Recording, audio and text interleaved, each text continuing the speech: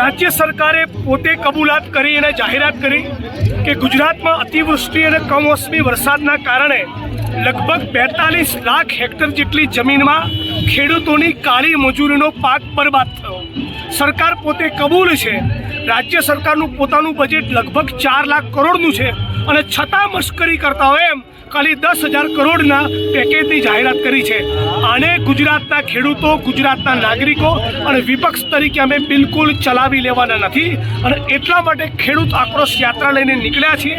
આ યાત્રાનું સમાપન 13 નવેમ્બરે દ્વારકામાં થશે, પણ સરકારને કહેવા માંગી છે હવે ગુજરાતના ખેડૂતોને, દૂધ ઉત્પાદકોને ટેકાના ભાવને પોષણક્ષમ ભાવ ના મળ્યા તો ગુજરાત કોંગ્રેસ અને ગુજરાતના ખેડૂતો, દૂધ ઉત્પાદકો બિલકુલ સાંખી લેવાના નથી। ગુજરાતના ભાગિયા ખેત મજૂરોને તમે 1 રૂપિયો વળતર આપ્યું નથી। ખેડૂતોનું વળતર પણ વધવું જોઈએ અને ભાગિયા અને ખેત મજૂરોને પણ વળતર મળવું જોઈએ। ગુજરાતની અંદર પાક ફસલ વીમા યોजना બંધ કરી આને નવેસરથી ચાલુ કરો। ખેત મજૂરોમાં જમીનોની સાથળી, જમીનોની ફાળવણી શરૂ કરો।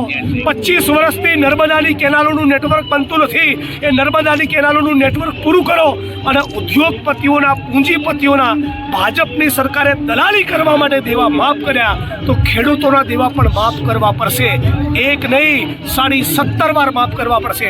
એ કહેવા માટે લાલજીભાઈના નેતૃત્વમાં, કોંગ્રેસ પાર્ટીના નેતૃત્વમાં સમગ્ર ગુજરાતના ખેડૂતોને જગાડવા આ ખેડૂત આક્રોશ યાત્રા નીકળી છે।